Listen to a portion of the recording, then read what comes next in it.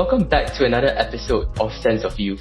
I'm your host, Ihan, and today I'm really excited to be joined by Greg Krasnov, founder and CEO of Tonik Bank, the Philippines' first licensed digital-only bank.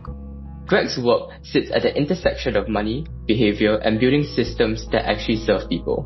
Today, we'll be unpacking the experiences that shaped how he thinks about money, problem solving, and responsibility. Greg, it's a pleasure to have you here. Thank you, Ihan. Thanks for having me on. I would love to start from the beginning of your journey. So, growing up, what shaped the way you thought about money and independence? And did that influence your desire to build and create rather than simply work within existing systems? I grew up in the former Soviet Union in a very modest means family, single mom who was a teacher. When I was a teenager, when I was about 16, we immigrated to the US. And that immigration actually influenced me deeply because all of a sudden I was the only guy in the family that spoke a reasonable English, and I was kind of responsible to make sure the family has the money and understands what's going on. So it kind of shaped, my perspective. I wanted to provide. I wanted to be a good provider, and I also wanted to climb the economic and social mobility ladder. And credit inclusion is a critical part of that. Getting access to credit basically gets people opportunities. So for me, I understood early on, because of my immigration, the importance of credit inclusion. And then over the years, it's kind of become a lifelong mission for me to help people get credit and through that get access to better opportunities in life. So that's kind of how my journey shaped me. I've been doing this now, the financial inclusion, for over 20 years and have done it in multiple countries. So very, very privileged to be following on that theme for a long time. Thanks for sharing your background story.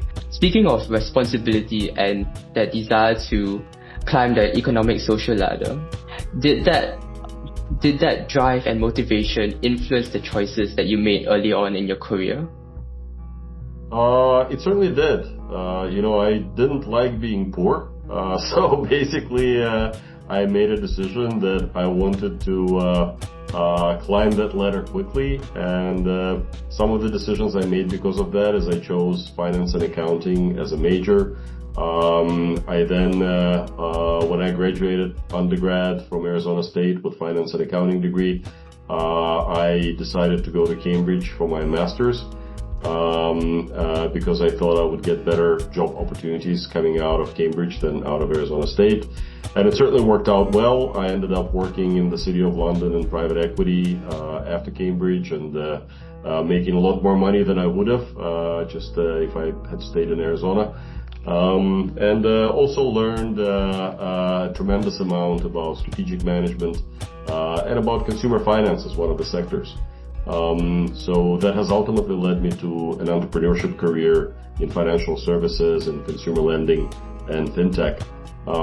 So it was very much influenced by my desire to climb that economic mobility ladder as quickly and as rapidly as possible. Do you think youth nowadays, they share that similar sense of independence and forward thinking about their future? Because from what I know, this age is a lot more digitized than in the past, and now information is really widespread. So everyone kind of knows what's going on and the possibilities and potential. For example, everyone in my school is aiming for a higher degree in a university, as compared to in the past where university was seen as a lot rarer. So do you think youth nowadays share that similar sense of thinking, or do you think that differs? I don't like to generalize like that about youth, because, youth is comprised of billions of people in different countries and very different life circumstances. What I do see is in the developed world, the younger generation is quite well off, and that creates less of a sense of urgency typically. So I'm seeing, in the younger generation in the developed world, more focus on well-being, more focus on kind of personal mental comfort, and things like that, which comes with, being comfortable in life early on. At the same time, I'm working in the Philippines and building a bank there. And what I'm seeing there is that in the younger generation, there's a lot of hunger. People there typically don't make a lot of money. The average GDP per capita in the Philippines is only $3,500 per year, which means average incomes are on the level of $300 to $400 per month. So of course, people want a better life. And the younger people who are digitally native, they look to use the digital tools to improve their living, to learn, to grow, to develop. And there's a lot of more aggressiveness in that economic mobility. A lot more hunger because, people coming from poor tend to have more of that kind of drive. So it really, I don't like to generalize. And I think, youth is a very, very broad category, and depending on where you're coming from, you will have a very different mental perspective and very different appetite for how you want to live your life and what you want to focus on. You mentioned quite an interesting point about how our own backgrounds shape our perspective on money and our finances, and how coming from different areas and countries, we will all have the different desires and different hungers, for example, comfort or wanting to climb the socio-economic ladder. And building on that, I would like to delve on your experiences in the Philippines. When you look at how other people manage money in their daily lives, did you realize that there was this struggle in managing finances and personal wealth as compared to how you would do it yourself? So for me, the level of financial education, of course, is very important. And in the Philippines, we have a situation where people generally are used to living kind of month to month because incomes are low and the level of disposable income is low. So credit is used more often as an emergency tool rather than a kind of economic and social progression tool. Which is okay. That's, just how the economy is. So, for example, we have a lot of emergencies in the Philippines. It's a country that is very disaster prone. We have everything, we have earthquakes, we have typhoons, we have volcanoes, you name it, we got it. Actually what that creates, and very big families where, people are responsible for each other in the family.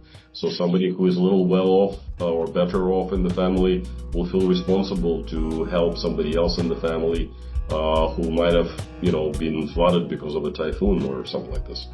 So it creates unexpected pressures on people's incomes. And of course, managing through that is very difficult. So what we try to emphasize in the financial education programs that we run and with our clients is a savings discipline where you can save for, an emergency situation, where you can create a financial cushion, and where you create behaviors and habits that drive you towards financial improvement in your life. So, for example, we were the first guys in the Philippines to pioneer a concept of savings stash. So savings stash is basically at the core, it's a savings account. But in the app, you can actually put a purpose on it and, put a photo there or whatever you like to call it whatever you like to make the emotional attachment closer. So, for example, if you're saving up for a motorcycle, you'll make a stash with a motorcycle on it. And then we encourage people to create regular monthly behavior to put money up into that stash, and we reward them for it through more access to credit opportunities, better rates, etc. We have something called group stash, which, for example, we pioneered in the Philippines, where a group of friends or a family can save together. It is a very common behavior in the Philippines already. We have a concept called paluwagan, in Tagalog, which is when people save together towards a purpose. So we made it digital, and also encouraging people to kind of jointly put money away for that rainy day or for that future purpose. So yeah, we definitely try to help with financial education and help people achieve their financial goals in a better way. I think a huge part of financial inclusion is about financial education. So it's part of our mission.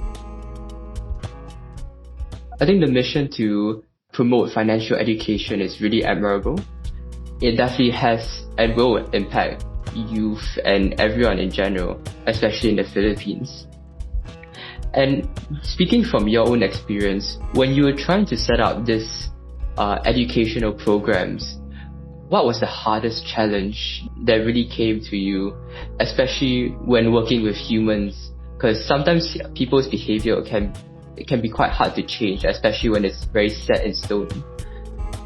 Yeah, our big learning is that, as with anything, incentives matter. So if you want people to exhibit a certain behavior, you need to also align it with the incentives that they get. So we're currently working on something called a Tonik score, which we'll be rolling out later this year, which basically will align these types of positive financial behaviors with very direct benefits, progression towards higher credit limits, more loan offers, better interest rates on your loans, better interest rates on your deposits, etc., etc. So we basically came to the conclusion that that's probably the best way to kind of gamify these behaviors and create incentives around them so that people feel like they're achieving something and not just kind of exhibiting behaviors that are good for them long term. Because we know that if somebody, starts transferring their salary and every month, they're saving a little bit into a savings account, then we then have a lot more comfort that this person has the financial discipline to actually be repaying a loan every month regularly. So of course, it then becomes a no-brainer for us to, offer them better loan terms, offer them more opportunities to borrow from our bank.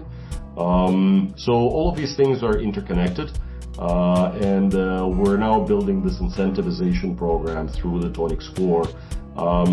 Our cash loan product is actually called the Credit Builder. So it's a very explicit way for us to also incentivize the right behavior. We're trying to make sure that people, when they repay the loan, that they understand this not only achieves their financial goals, but builds their credit history for the future, where it will unlock a lot of other benefits for them. So in a nutshell, aligning incentives with the behaviors we find to be the biggest hack, and we try to do that in how we work with the financial inclusion audience.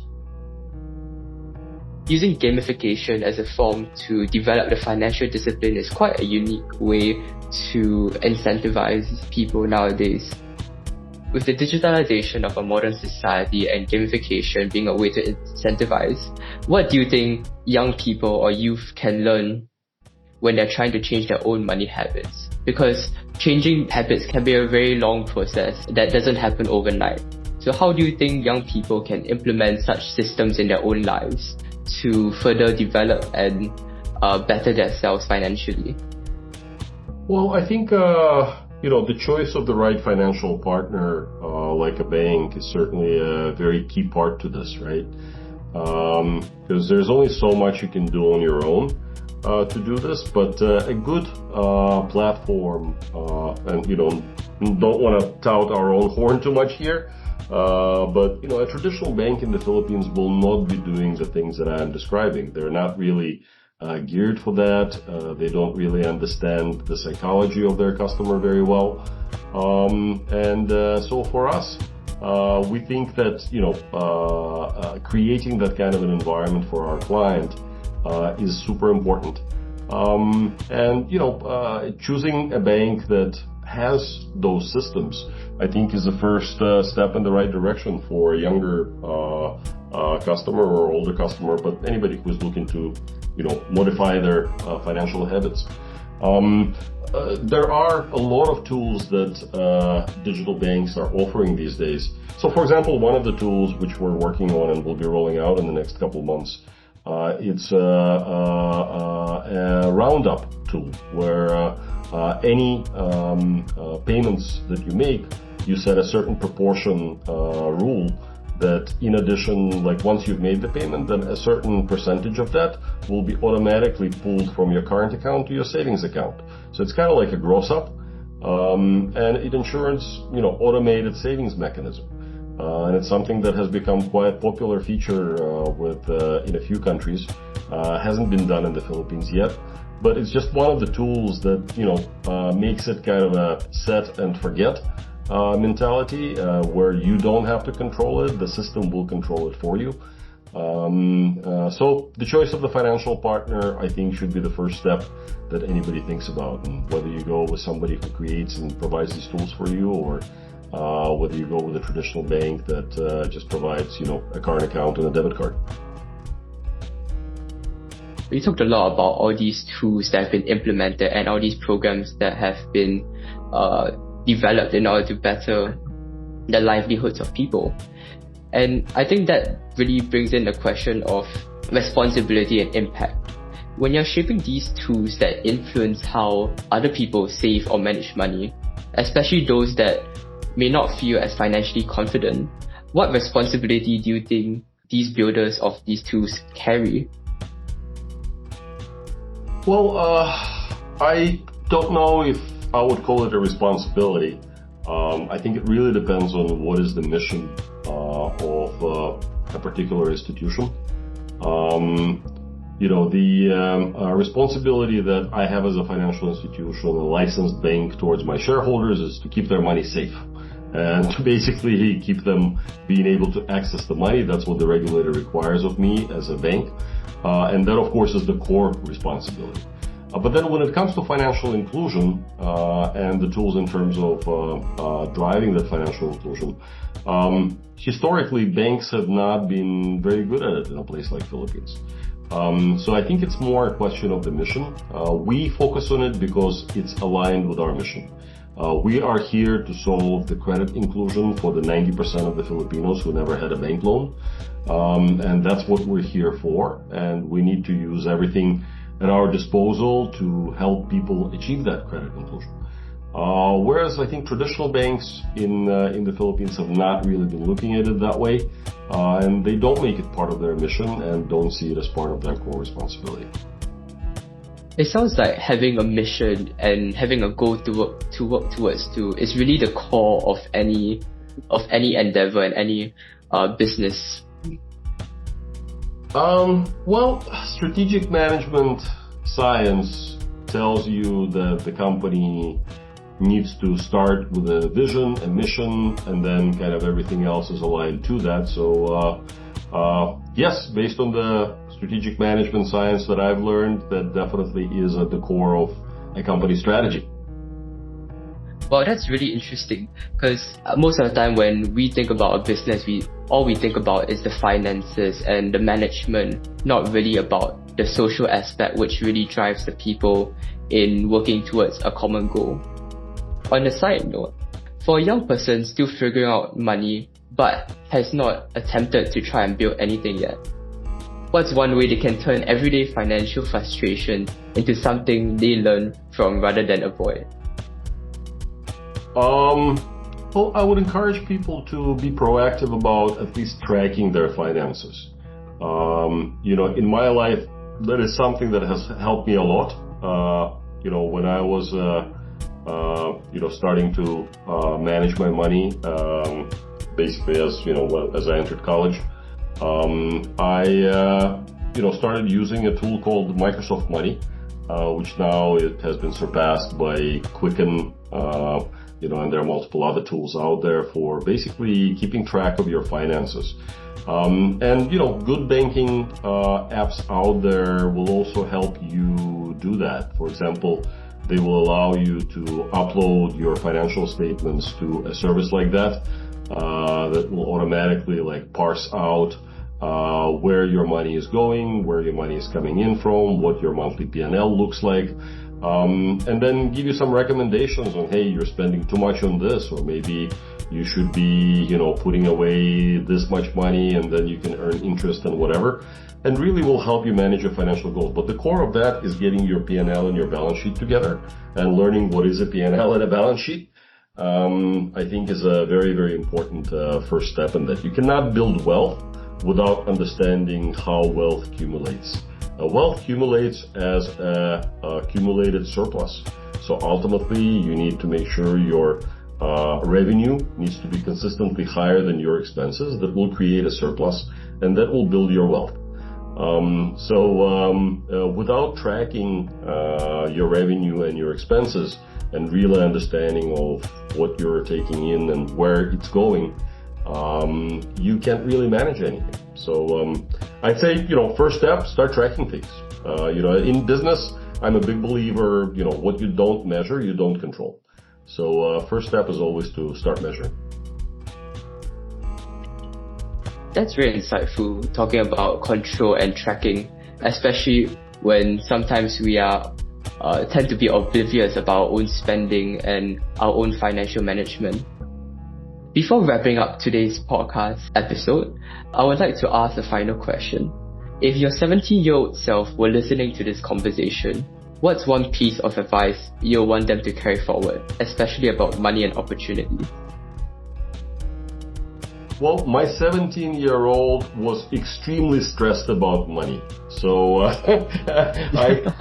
and was probably on an extreme in terms of how much mind share this kind of, climbing up desire was taking.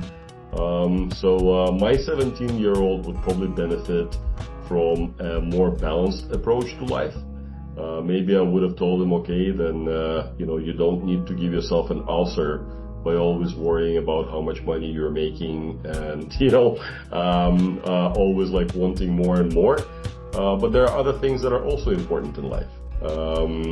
There's your close ones, there's your connections, there's, things that give you, flow and creative drive and give you pleasure through that. My advice would probably be to lead a more balanced life and not to be overweight a financial animal. But then, it did give me the achievement of the things that I have achieved in life financially, but it also, influenced my life negatively in other ways. So I'd say more balance.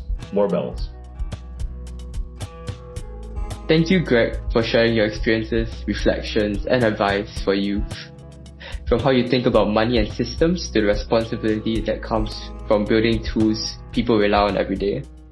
For our listeners, today's conversation is a reminder that financial literacy isn't just about numbers or products. It's about working with money to actually build a better life for yourself and people around. If you enjoyed this episode, do follow, share, and stay tuned for more conversations with people who have lived the lessons we're all trying to learn. And remember, financial wisdom isn't learned, it is lived. See you in the next episode.